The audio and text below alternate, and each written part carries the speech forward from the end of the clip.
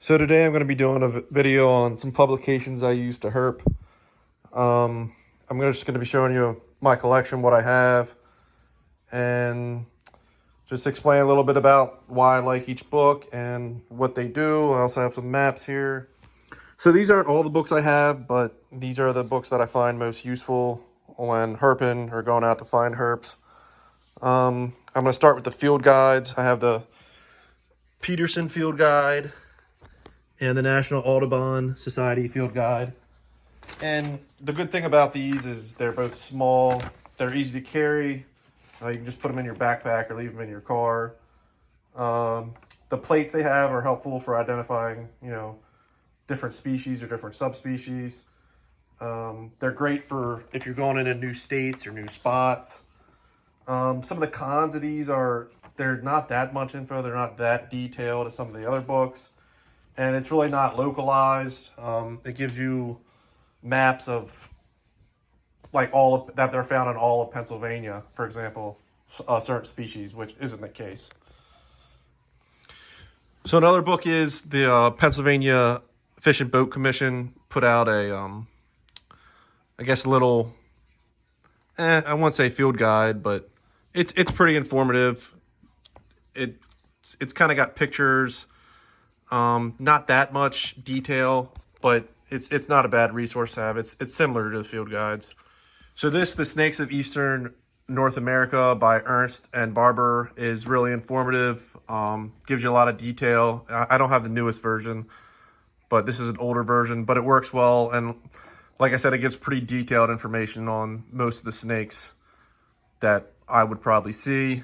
Likewise, another one is Turtles of the United States and Canada by Ernst, Lovich, and Barber. Another good resource. Some more specific books to species is the Biology, Status, and Management of the Timber Rattlesnake by William Brown. Very good book. Short. It's not that long. Gives good information on like habitat preference and where to find timber rattlesnakes. And the other one that I recently got is very detailed.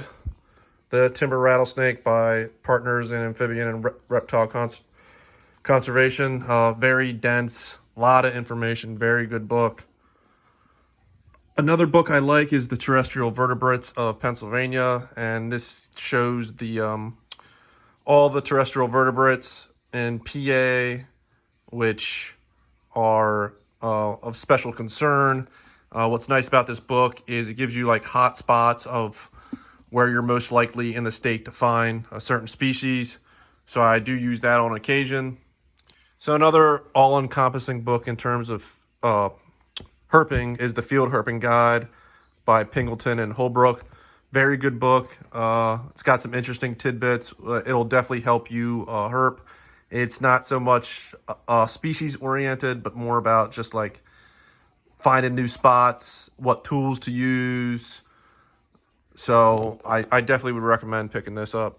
But I am on the Maryland-Pennsylvania line where I live. So where I herp the most is South Central PA and North Central Maryland. So the absolute two best books I have are Amphibians and Reptiles of PA in the Northeast by Holst, McCoy, and Sensky.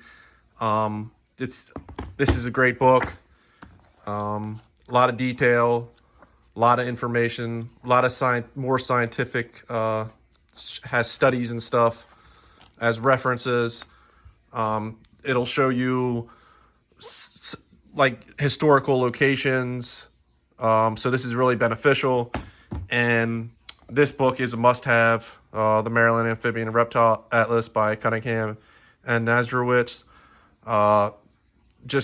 This really helps in terms of finding areas to herp, and it's a very, very dense book. Gives a lot of really good information. You can see it gives locations, like historical locations, where they are in terms of the block or quad. Really, really good book. Like I said, in terms of like researching or studying more and reading about herps, these are my two go-tos. These two books right here.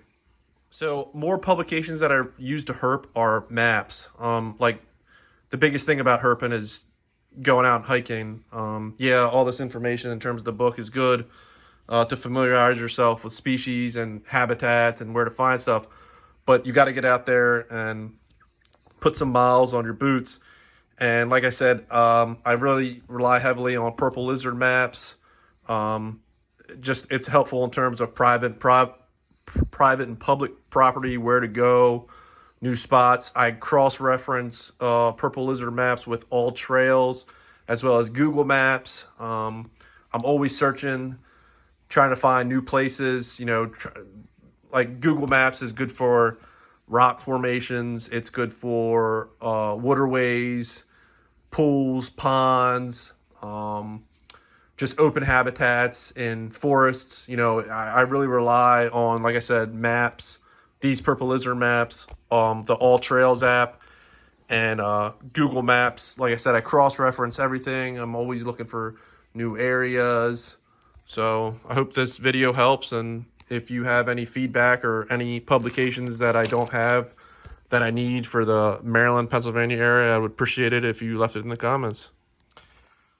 So I hope this video is helpful. Like I said, I just want to show you my collection. I was cleaning out these books and trying to organize what I have to make more room. So I figure, you know, while I got them out, I'll just show my collection and see if anybody can give me any suggestions on, you know, what they use or what's beneficial to them.